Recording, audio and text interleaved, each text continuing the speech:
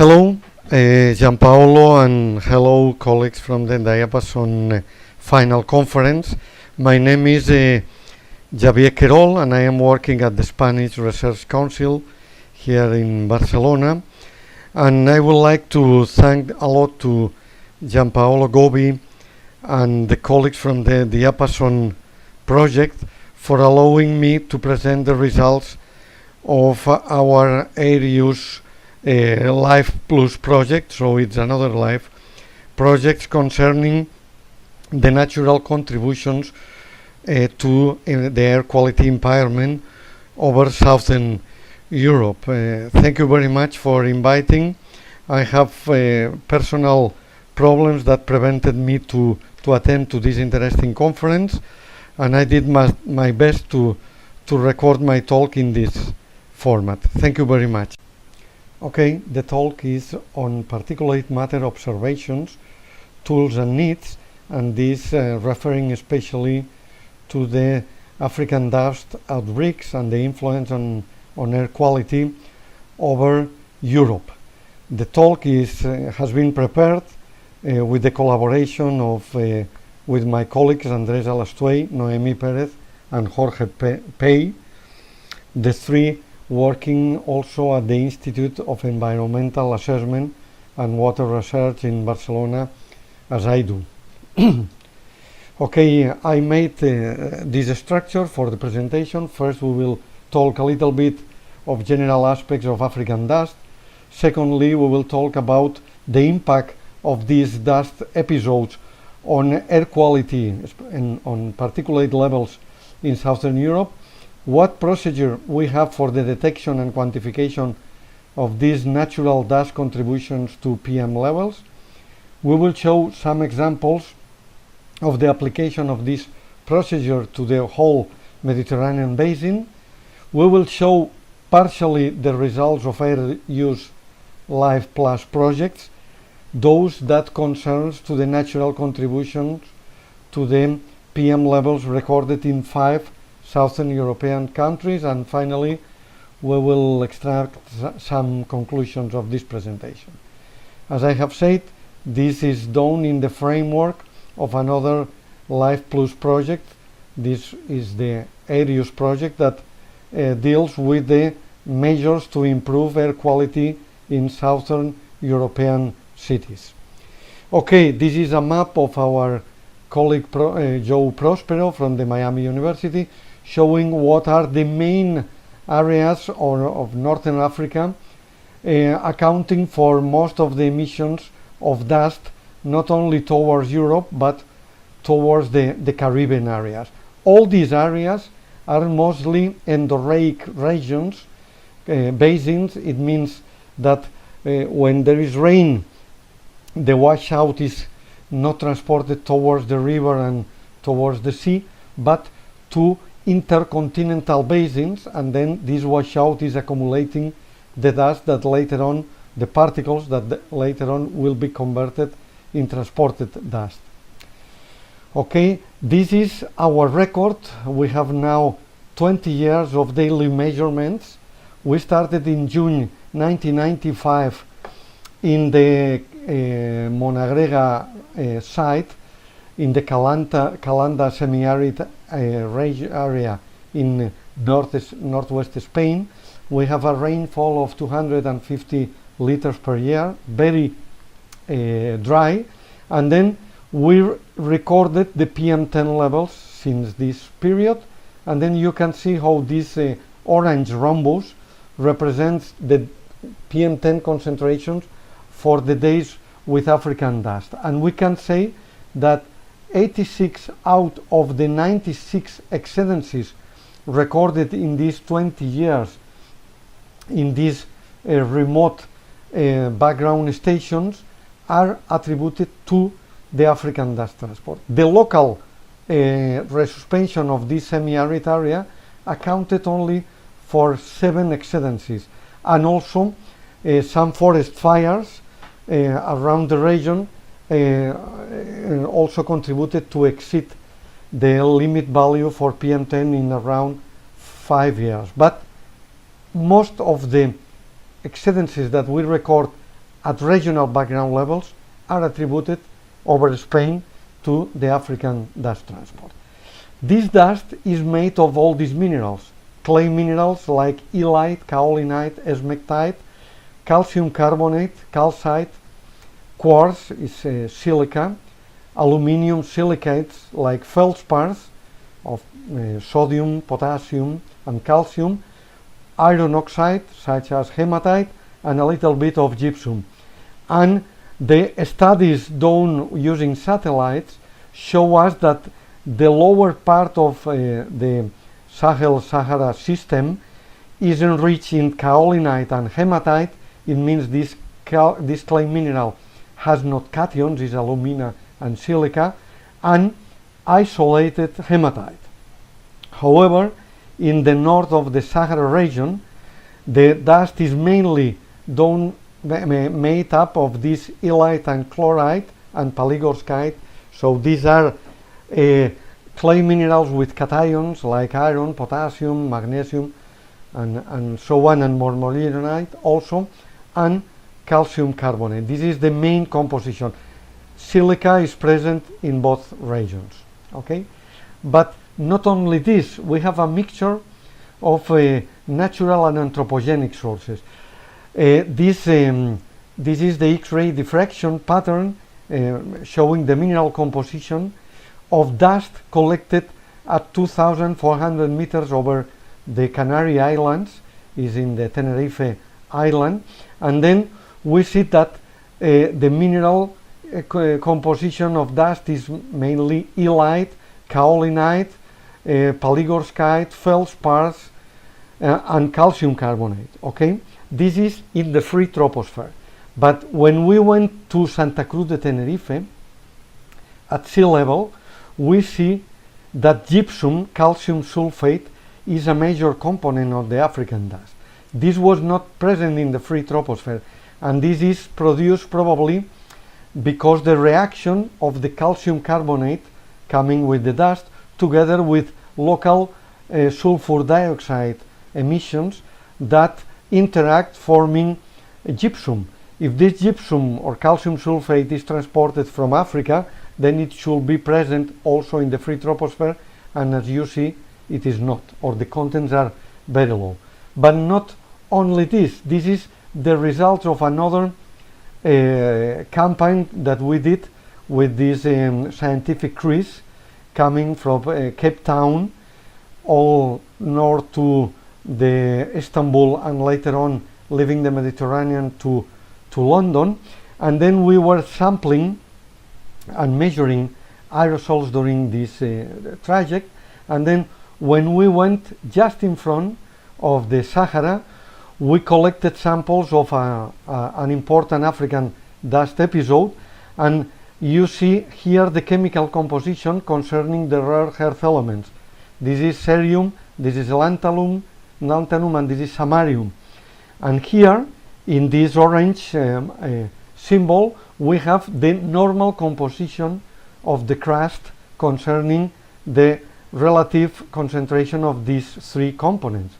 You see that many days these black circles gave a similar composition, but when we were passing just in front of Morocco, we see that these stars from the 7th to 19th of April, and also here in close to Istanbul, what we had is the dust that was enriched in lanthanum. Lanthanum is used in the oil refinery for cracking the oil, and then this is the proof that this African dust in this case were mixed with the emissions of the petrochemical plants, and it was not only mineral dust what was transported towards Europe and towards Turkey.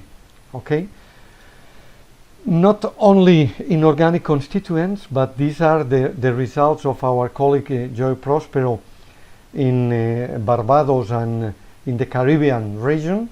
And then you see in red the dust levels that reach this region of the planet, and you see the bacteria and also the fungi that the increase of these microorganisms were very coincident with the African dust. And so there is a transport not only of inorganic components but also of biogenic microorganisms that are transported together with the dust. Okay, this slide summarizes this study, the results of this study. It's a very interesting study published 2 years ago, in which they summarized or reviewed all the studies being published on the health effect of African dust. The many studies are produced in the Gobi Desert in Asia, others in US, and not many made on the health impacts of African dust over the Caribbean and also on Europe. As far as Europe concerns, you see that seven studies showed significant increase in health effects, negative health effects, where the African episodes reached or affected Europe.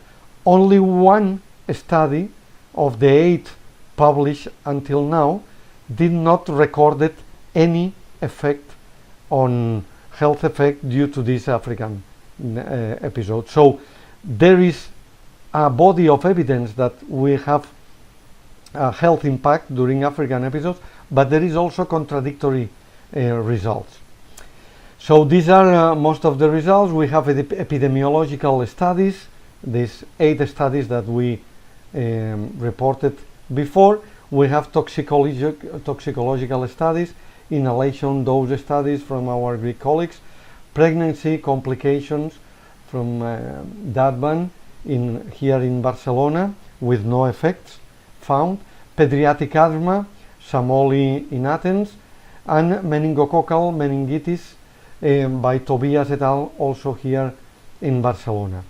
The last results are more interesting results that we found here in Barcelona concerning the African dust impact for health. Was this study made by Laura Perez, Tobias, and people from our team also. And then what we found was this very interesting result. It was that during African episodes, the toxicity of PM10 increased, and then we had more premature deaths per day for the same amount of PM10 than for the days with no African days. But what it was very interesting is that if we relate it with mortality during African days, the chemically determined levels of dust, there was not a correlation with the daily mortality, but we found a lot of correlation with the daily mortality when we were correlating the mortality with non-African dust part of PM10 for the days of African dust. So we found then that for the African outbreaks over Barcelona, it seems that the non-African part of the PM10 it's becoming more toxic than compared with the days with no African dust. Okay, so with this we obtain major questions that should be replayed concerning the health effects of African dust. It can be the dust, the inorganic part, it can be the microorganism, it can be the thinning of the mixing boundary layer during the African episodes, due to the fact that the radiation is diminished, and then the boundary layer grows less by convection because less solar radiation is reaching the surface, and so on. But what we found that it's necessary to reply is to these questions. Do methods yield some outputs concerning PM contributions? Because in these 8 studies, with one of them giving opposite results to the others, the methods used for quantifying or detecting the African dust episodes were different. So maybe the methodology used also influenced these different results. So that's why the Diapason and also the AIRUSE outcomes are very interesting because this will help us to diminish or to propose more robust methods. In our case, we use this percentile method that we devised in 2007 to quantify the African dust contribution. So we have the aim is to quantify daily the PM10 contributions to the bulk PM10 levels in a given city. Okay? For this, we identify first the days with African dust. For this, we use the aerosol maps supplied by the different models. We calculate back trajectory and we use satellite imagery. So these are mainly meteorological tools that we use to detect the days. Okay? For this, also we evaluate PM concentration in a network of regional background sites. So remote sites where most of the peaks that we see in the PM10 series are attributed to the African dust contribution. And then with this, we use this yes-not system. So when the levels of the surface are increased and then all the meteorological tools give us indications that African dust is transported, then it is yes. Otherwise, it is no. Okay? Then once we have this identified, these days, we have to quantify what is the contribution to PMX, PM10 or PM2.5 for the African dust for a specific day.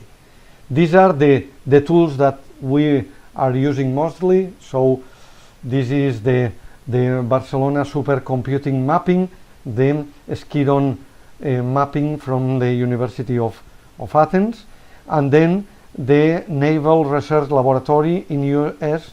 The three are giving the maps for dust. We also use high split back trajectories. The resolution is low, but for this long range transport is enough and very useful.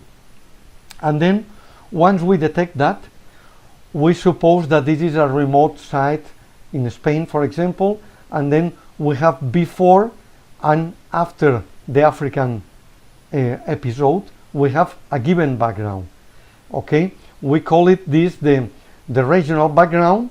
In this case, we suppose is 10, and then we should subtract this background to the daily PM10 levels to obtain what we call the net dust contribution. Okay, so this will be the daily contribution to from African dust to the daily PM10 levels.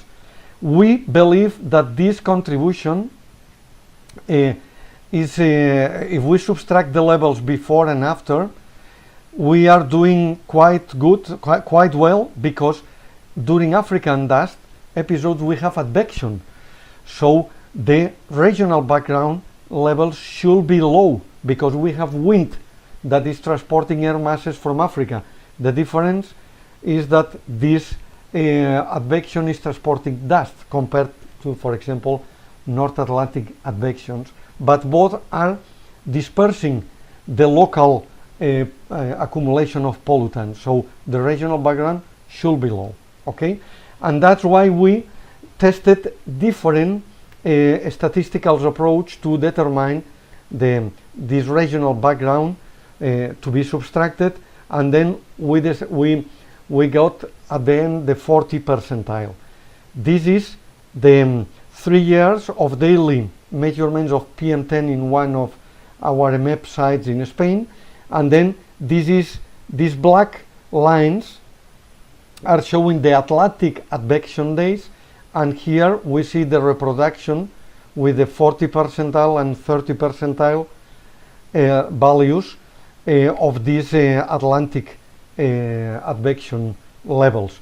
So we subtract these automatically to the African episodes, and then in red we have the net African dust contribution. So this is how we work. This is, for example, a series of PM10 measurements in one of the regional background sites.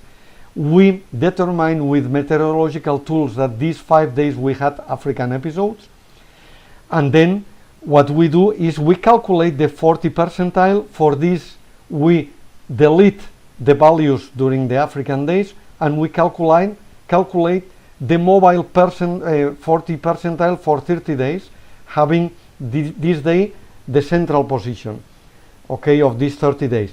So as you see, the percentile is varying because it's moving, and then we can subtract this percentile to the total PM10 levels, and then we provide the daily contributions to PM levels, okay? So these are the type of data that we are supplying to the air quality monitoring networks in Spain. So we supply here the daily PM10 levels for the closest regional background. In this case we have two. Then we determine the time series extracting the days, subtracting the days with African dust. Then we calculate the 40 percentile, and then we subtract this regional background to the daily levels, and then we have the daily African dust net contributions. So we have a network of 25 monitoring regional background sites, very good monitoring sites, in which in every place, or they use the reference method, the gravimetric method, or if they use the automatic methods, we know that they are correctly applying the corrections versus the reference method. So we have 25 sites in Spain, and then we collected data from EMEP sites and other sites around the Mediterranean basin to apply this method, okay? And especially in these three places in northwest Spain, we validated the method with chemical analysis. So we had many days with chemical analysis of PM10, and then we applied our method for these days, and you see that we have very good R square, and also the slope of the regression is very close to 1. So the method is validated, okay? So here is the guidance document where the Commission decided to use or to propose our method as one of the reference methods that can be used to demonstrate the natural contribution to PM10, okay? But then you can go to their website or the website of the Spanish Ministry of the Environment, and you can download the complete report showing the validation of the method. As I said before, we applied this to the whole Europe because the Commission requested us not only to do experiments here in Spain, but to demonstrate that the method can be applied across the Mediterranean area. And these are some of the results that were published in 2009. So you see the PM10, and this white ring represents the proportion of PM10 that is attributed to African dust. So you see that on an annual average we have less than 1 microgram of PM10 to the annual PM10 level here in North Spain, around 2 or 3 here, around 5, but up to 10 or 11 in the Western Mediterranean area. We can subtract the African days, and then you can see the anthropogenic and seasonal effect on the trends. This is from 2003 to 2006, and then you see, for example, in Aya Marina in Cyprus, how the trend is smooth if we take out the African days, and you can see that the regional background in winter is around 12, whereas in Spain, in North Spain, is only 5. In the middle of the summer, the regional background exceeds 25, and here the regional background is around 20. So we can see that the western side in Cyprus is more polluted than the eastern side, than the western side. So we found a a gradient increasing the African number of exceedances from the north to the south, okay, but also from the west to the east.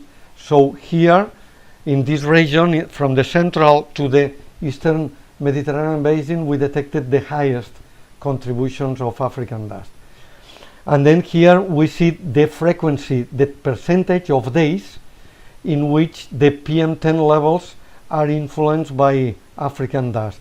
So you see that here we have from 15 to 30 more or less, and here we have from 20 to 35% more or less, and in the central Mediterranean we have the highest percentage, probably due that we have the influence of meteorological settings governing the African dust to the western and to the eastern Mediterranean basin. So we had the highest frequency of African dust, but not the intensity. So this is the annual contribution to African African dust to PM10 levels in regional background sites, and you see that here close to Barcelona we have around 1 to 2.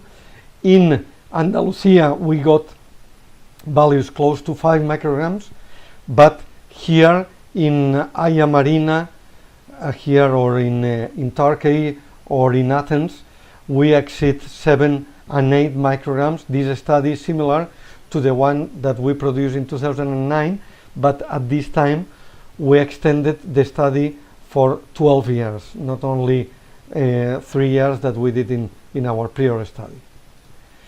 Okay, we see clearly that the frequency of African dust is clearly anticorrelated with latitude as we go to the north, and also that the intensity, the mean annual contribution, is very clearly correlated with the latitude. Concerning the seasonal patterns, you see that in the western Mediterranean we have the maximum of the frequency of episodes in July and August, so in the mid of the summer. However, in the eastern Mediterranean we see that is spring and sometimes autumn and winter where we have the maximum episodes of African dust. So we have not, and this in the central Mediterranean, we have this mixed seasonal pattern. Okay, and then the interannual trend, we show that there is a clear decreasing trend here with the maximum in 2007 and decreasing clearly up until 2011. Very clearly in the western side of the Mediterranean, not so clear in the eastern side. And then we saw clearly that this seasonal or this interannual trend to decrease the African dust contribution is very clearly parallel to the negative trend for the North Atlantic Oscillation Index for June and September that we observed. Okay. In AIRUSE we have applied this protocol to determine the African dust contribution to PM10 levels, and here you have not only this but the chemical determination, because we had a large number of days with chemistry, and then chemically we were able to determine the mean annual and the daily contribution of African dust here in red and the sea salt in blue. So you see that for the Atlantic area we have very high sea salt contributions, up to 4.5 micrograms on an annual basis, and in the rest of the Mediterranean this is lower than 1 microgram in most of the cases. This contribution is decreased in PM 2.5 versus PM 10, and as we go to the eastern part, it is true that the African dust contribution can reach also similar proportions in the case of Athens. It is worth noting that 2013 was a year with very low African dust influence in the western side of the Mediterranean. Okay, our conclusions for minimizing the health effects of African dust on population in AIRUSE was that we can apply measures to reduce the exposure to particles, because we have resuspension of dust with the cars after the African episode.